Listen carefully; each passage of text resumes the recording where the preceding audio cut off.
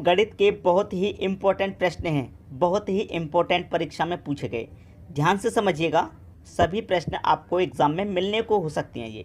ये सभी प्रश्न मिल सकते हैं आपको एग्जाम में, ध्यान रखिएगा। चलिए स्टार्ट करते हैं।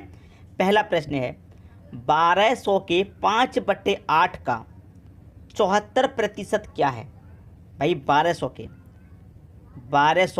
के का मतलब मल्टीप्लाई कितना, 5/8 की बात कर रहा है तो 5/8 लिखिए। ठीक है, का मतलब मल्टीप्लाई कितना, 74%।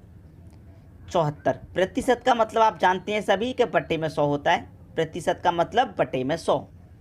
अब देखिए 2 जीरो से आपके सीधे सीधे यहाँ पर 2 जीरो कट जाएंगे, कट गए। 4 से कटा दूँ इसे 2 बार और 4 से कटा दूँ इसे 3 बार। ठीक है, अब देखिए 2 से कटा दूंगा मैं इस 74 को तो कितनी बार में कटेगा, ये 37 बार में कट जाएगा। ठीक है, अब इनका मल्टीप्लाई कर दो, 3, 5 और 37 का, तो 3 5 15, 15 का मल्टीप्लाई कर दो 37 से। ठीक है, 15 हो गया, 15 का मल्टीप्लाई कर दो 37 से, 3 5 15, तो ये हो गया 15 गुना 37 लिख देता हूँ मैं यहाँ पे। तो 15 गुना 37 कर दीजिए, 15 5 75, 15 6 90, 15 7 105, 105 का 5 आएगा। अब देखिए 105 हुआ, 105 का 5 आ गया तो कैरी कितना बचा, 10 बचा। 15 त्रिक का 45, 45 में कैरी का 10 जोड़ेंगे तो कितना हो जाएगा, 55। तो 555 इसका सही आंसर है।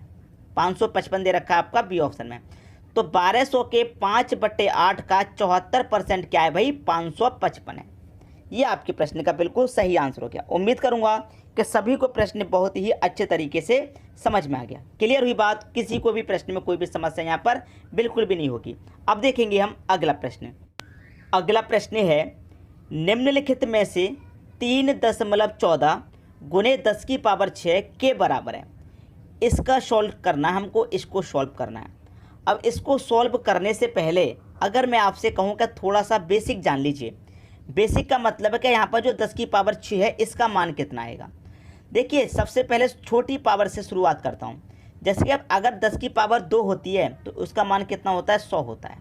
ठीक है, अगर 10 की पावर 3 होती है तो उसका मतलब क्या होता है, 1000। क्लियर है। अगर 10 की पावर 4 होती है तो उसका मतलब क्या होता है, 10,000 होता है। कुछ समझ में आया। मतलब यहाँ 2 पावर थी तो 2 जीरो, 3 पावर थी तो 3 जीरो, 4 पावर है तो 4 जीरो, और अगर 10 की पावर 5 रहेगी तो कितना भैया, 5 जीरो, और 10 की पावर अगर 6 रहेगी तो कितना जीरो, 6 जीरो। 1 2 3 4 5 6। आई बात समझ में। अब तो कुछ भी नहीं है। अब 10 की पावर 6 कितना जीरो, इतना, बस इसका मतलब पता चल गया। सॉल्व कर लीजिए। 3.14, ठीक है, गुने 10 की पावर 6। ठीक है, अब देखिए सबसे पहले तो यहाँ से दशमलव हटाएंगे तो दशमलव के स्थान पे 1 आ जाएगा, और दशमलव के बाद 2 संख्याएं तो 2 जीरो आ जाएंगे यहाँ पे। इतना क्लियर है। अब ऊपर कितना बचा, दशमलव हट गया तो ये 314 हो गया। क्लियर। गुने में 10 की पावर 6 का मतलब 6 जीरो आएंगे, 1 2 3 4 5 6 जीरो, और बटे में यहाँ पर कितना है, 100 है। क्लियर है। अब देखिए 100 है तो 2 जीरो से आपके यहाँ ये 2 जीरो कट जाएंगे। 314 का मल्टीप्लाई 1 से करेंगे तो 314 ही रहेगा, और जितने जीरो हैं उतने जीरो आ जाएंगे। 1 2 3 4 जीरो है तो 4 जीरो आ जाएंगे, 1 2 3 4। अब देखिए ये कहाँ पर है, किस ऑप्शन में। मुझे एक ही ऑप्शन दिखाई दे रहा, सी ऑप्शन में है। ये आपके प्रश्न का बिल्कुल सही जवाब है। उम्मीद करूँगा सभी को प्रश्न बहुत अच्छे से समझ में आ गया होगा। किसी को भी यहाँ प्रश्न में कोई समस्या नहीं होने वाली। ठीक है दोस्तों, अब देखेंगे अगला प्रश्न। अगला प्रश्न है यदि x के बटे में रूट में दे रखा है 128 बराबर रूट में दे रखा है 162 बटे x है तो समीकरण में दोनों x के स्थान पर क्या आना चाहिए। x की वैल्यू उसने पूछी है। ठीक है, अब देखिए आपको बहुत अच्छे से पता है कि बराबर में जब संख्या हो तो क्या हो जाता है, कैंची का गुना। तो x का मल्टीप्लाई x से होगा तो ये हो जाएगा आपका x² बराबर, अब इन दोनों का गुना होगा। ठीक है, रूट 128 का गुना होगा रूट 162 से। ठीक है, रूट 162 से गुना होगा किसका, रूट 128 से। क्लियर है। अब देखिए x² बराबर रूट का गुना रूट से होगा तो पूरी संख्या रूट में आएगी। ठीक है, अब 162 को आप क्या लिख सकते हैं, 81 गुने 2 81 गुने 2 162 होता है, गुने ये वाला गुने आ गया। अब 128 को क्या लिख सकते हैं, 2 गुने 64, भाई 64 का गुना 2 से करेंगे तो 128 होता है। तो हमने क्या किया, इनको तोड़ लिया। अब देखिए एक्स स्क्वायर बराबर, यहाँ पर सॉल्व कीजिए, यहाँ पर मैं सभी को पहले लिख दूँ एक बार और, 81, 2 का गुना 2 से कर दूँ तो ये 4 हो जाएगा और गुने ये कितना हो जाएगा 64। अब देखिए एक्स स्क्वायर बराबर, ये पूरे रूट को सॉल्व करेंगे तो 81 का स्क्वायर रूट 9 आ जाएगा गुने, 4 का स्क्वायर रूट 2 आ जाएगा गुने, और 64 का स्क्वायर रूट 8 आ जाएगा। अब करना क्या है, दोनों का मल्टीप्लाई करना है, तीनों का। 8 दूने का 16 और 16 निम्मा कितना होता है 144। तो एक्स स्क्वायर की वैल्यू यहाँ पर कितनी आ गई भैया, 144 आ गई।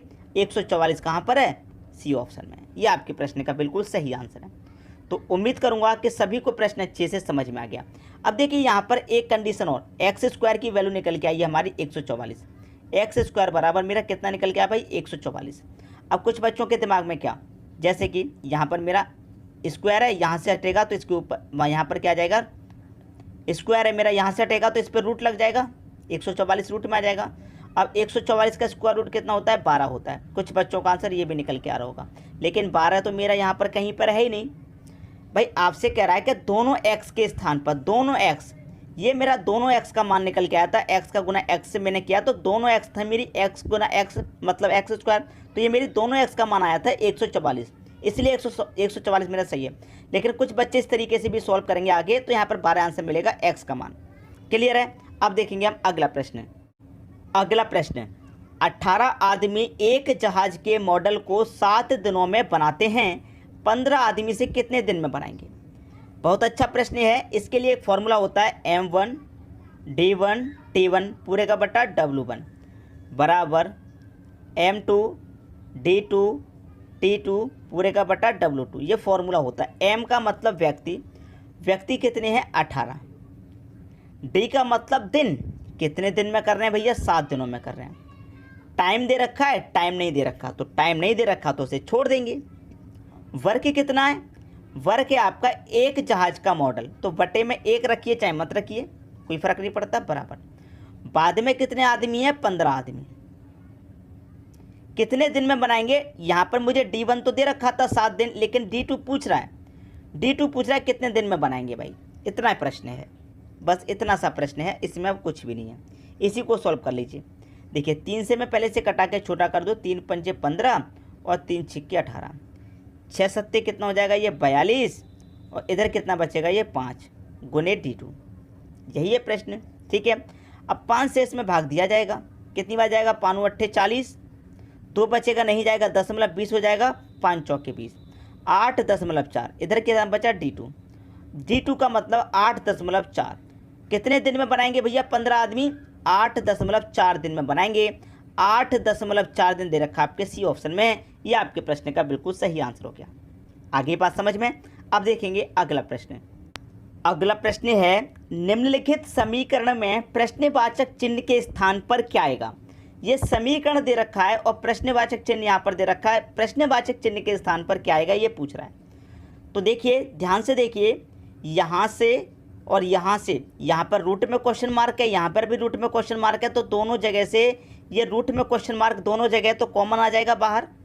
तो रूट में क्वेश्चन मार्क को ये कॉमन ले लीजिए, बाहर ले लिया तो बचा कि आपके पास 48 प्लस का 32 बचा, ये तो कॉमन चला गया बाहर, ठीक है, बराबर में कितना 320। अब देखिए रूट में क्वेश्चन मार्क, ठीक है। अब देखिए 48 और 32 को अगर मैं जोड़ूंगा तो ये 80 हो जाएगा, बराबर में 320 है, ठीक है। अब देखिए यहाँ पर सीधा सीधा जब बराबर में है तो कट जाएगा, भाई 0 से 0 कट जाएगा, 8 चौके 32 मतलब 4 बार में ये कट जाएगा। तो इधर कितना है आपका रूट में क्वेश्चन मार्क, और बराबर कितना इधर आया 4। अब यहाँ से रूट हटेगा तो इसके ऊपर स्क्वायर लग जाएगा, और 4 का स्क्वायर कितना होता है भाई 16। 16 आपके प्रश्न का आंसर आ गया, क्वेश्चन मार्क की वैल्यू 16 आ गई। 16 दे रखा पहले ही ऑप्शन में। भाई यहाँ पर रूट है, अब रूट को मैं यहाँ से हटाऊंगा तो इसके ऊपर आके स्क्वायर लग जाएगा, तो 4 का स्क्वायर 16 हो जाएगा, क्वेश्चन मार्क की वैल्यू 16 आ जाएगी। उम्मीद करूंगा कि सभी को प्रश्न अच्छे से समझ में आ गया होगा, कोई परेशानी किसी को बिल्कुल नहीं होगी। ठीक है दोस्तों, वीडियो पसंद आया लाइक करें, दोस्तों में शेयर करें। अगर आपने हमारे चैनल को अभी तक सब्सक्राइब नहीं किया तो सब्सक्राइब करें और बेल आइकन का बटन दबाएं। ठीक है दोस्तों।